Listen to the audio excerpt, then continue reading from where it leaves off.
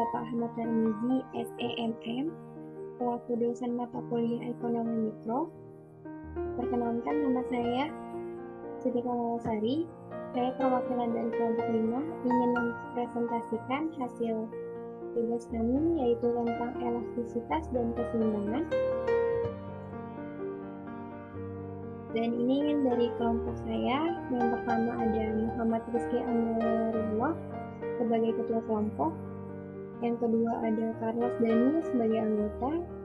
Siti Kamalasari, saya sendiri sebagai anggota. Selanjutnya ada Maulida Nabila Putri sebagai anggota. Selanjutnya ada Siti Nurul Umar sebagai anggota. Pembahasan pertama adalah proses penyesuaian pasar menuju keseimbangan akan dipengaruhi oleh beberapa kondisi. Kondisi pertama, ada permintaan yang berubah di mana penawarannya tetap. Kondisi kedua, penawaran yang berubah di mana permintaannya tetap.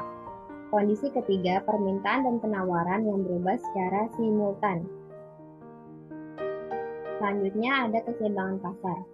Keseimbangan pasar atau harga pasar adalah harga kesepakatan antara pembeli dan penjual yang terbentuk dari hasil tawar-menawar. Adanya permintaan dan penawaran mendorong pembeli dan penjual melakukan proses tawar-menawar untuk mendapatkan harga pasar atau keseimbangan pasar. Proses terbentuknya harga pasar atau keseimbangan pasar. Terbentuknya harga keseimbangan pasar dikarenakan adanya proses tawar-menawar. Jika harga yang ditawarkan oleh penjual kepada pembeli tergolong mahal, maka harga atau jasa tersebut tidak akan dibeli atau terjual.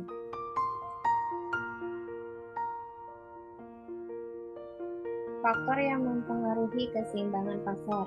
Pertama, tersedianya barang sesuai dengan yang diminta seorang penjual. Akan menyediakan barang sesuai dengan jumlah yang diminta oleh konsumen. Jika barang yang tersedia terlalu banyak dan permintaan sedikit, maka tidak akan terjadinya keseimbangan. Kedua, persediaan barang sesuai penawaran pembeli untuk mendapatkan kesepakatan harga. Pembeli akan melakukan penawaran kepada penjual. Pembeli pun akan membeli persediaan barang yang ada dari penjual sesuai yang dibutuhkan. Ketiga, keseimbangan permintaan dan tingkat ketersediaan kebutuhan pembeli akan barang yang tersedia di pasar membuat penjual harus memastikan jumlah ketersediaan barang dagangan. Barang harus terus tersedia dalam periode tertentu, serta tidak menambahkan jumlah barang yang berlebihan. Yang keempat, adanya kesamaan jumlah penawaran, produsen, dan permintaan konsumen. Suatu penawaran akan disebut efektif bila produsen mampu menjual barang sesuai dengan jumlah yang ada. Produsen tidak akan menambah jumlah persediaan barang.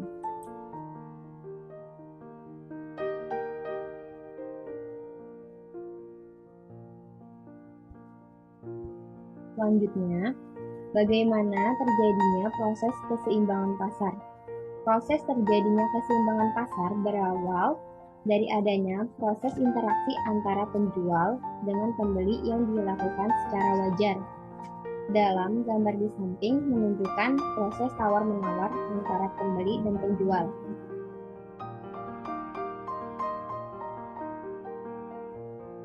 Nah, dalam gambar kurva di samping menunjukkan harga kesepakatan antara penjual dan pembeli yang terbentuk dari hasil tawar-menawar. Jika kurva penawaran dan permintaan saling berpotongan di titik tengah ini, maka terjadinya keseimbangan atau harga keseimbangannya.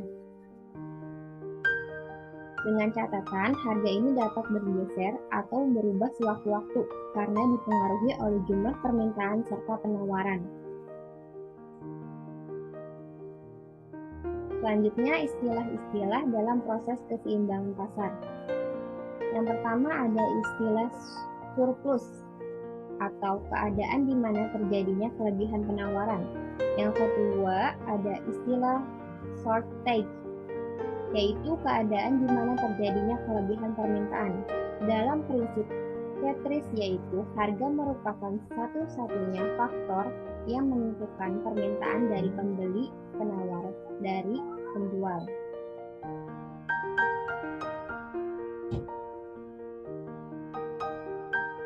Selanjutnya, peran harga dalam pasar.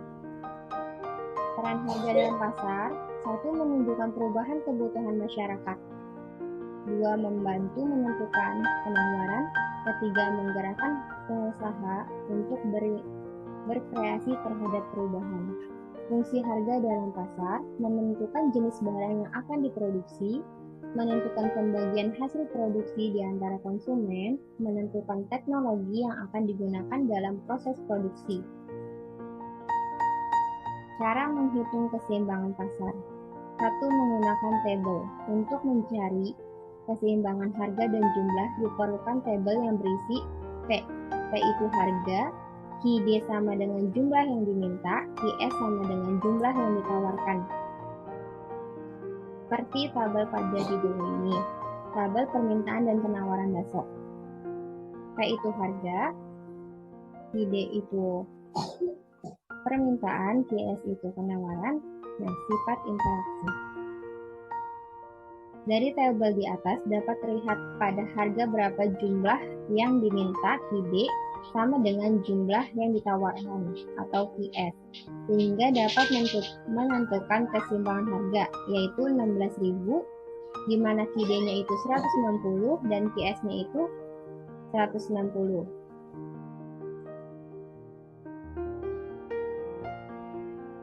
Ini menggambar kurvanya, yang tadi ini P-nya itu harga, Q-nya itu jumlah, E-nya itu di sini titik keseimbangan yang terjadi, yaitu 160. Pergeseran titik keseimbangan pasar. Pengaruh perubahan permintaan dan penawaran terhadap harga keseimbangan. Perubahan jumlah barang yang diminta merupakan perubahan jumlah barang yang akan dibeli atau diminta akibat dari perubahan harga. Perubahan permintaan barang, yaitu pergesernya atau berpindahnya kurva permintaan akibat perubahan pendapatan dan perubahan selera konsumen.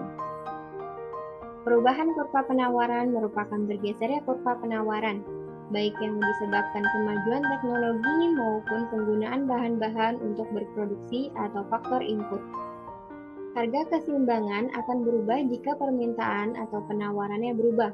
Sebagai berikut, pergeseran kurva permintaan, pergeseran kurva penawaran, pergeseran kurva permintaan dan penawaran. Pergeseran kurva permintaan. Kurva permintaan bergeser disebabkan oleh faktor-faktor selain harga, yaitu mempengaruhi permintaan berubah. Pertama, kurva permintaan bergeser ke kiri. Kurva permintaan akan bergeser ke kiri ketika terjadinya penurunan permintaan. Hal ini menyebabkan harga dan kualitas keseimbangan berubah menjadi lebih rendah. Yang kedua, ada kurva permintaan bergeser ke kanan. Kurva permintaan akan bergeser ke kanan ketika terjadinya peningkatan permintaan. Hal ini menyebabkan harga dan kuantitas keseimbangan berubah menjadi lebih tinggi.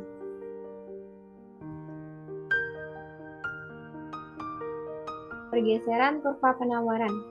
Kurva penawaran bergeser disebabkan faktor-faktor selain harga yang mempengaruhi permintaan berubah. Pertama, kurva penawaran bergeser ke kiri. Kurva penawaran akan bergeser ke sebelah kiri ketika terjadinya penurunan penawaran. Hal ini menyebabkan harga keseimbangan berubah menjadi lebih tinggi, tetapi kuantitas keseimbangan menjadi lebih rendah. Yang kedua, ada kurva penawaran bergeser ke kanan. Kurva penawaran akan bergeser ke kanan ketika terjadinya peningkatan penawaran. Hal ini menyebabkan harga keseimbangan berubah menjadi lebih rendah, tetapi kuantitas keseimbangan menjadi lebih tinggi. Pergeseran kurva permintaan dan kurva penawaran. Pergeseran titik keseimbangan juga bisa dikarenakan kurva permintaan dan kurva penawaran sama-sama bergeser. Jika kurva penawaran dan kurva permintaan bergeser bersamaan secara berimbang ke arah yang sama, maka harga keseimbangan akan tetap. Tapi, jika kurva permintaan dan penawaran sama-sama bergeser ke kanan atau ke kiri, tapi pergeseran salah satu kurva lebih besar daripada yang lain, maka harga keseimbangan akan naik atau turun, tergantung kurva mana yang mengalami pergeseran yang lebih besar. Jika kurva permintaan yang bergeser lebih besar, maka harga keseimbangan akan naik. Jika kurva penawaran yang bergeser lebih besar, maka harga keseimbangan akan turun.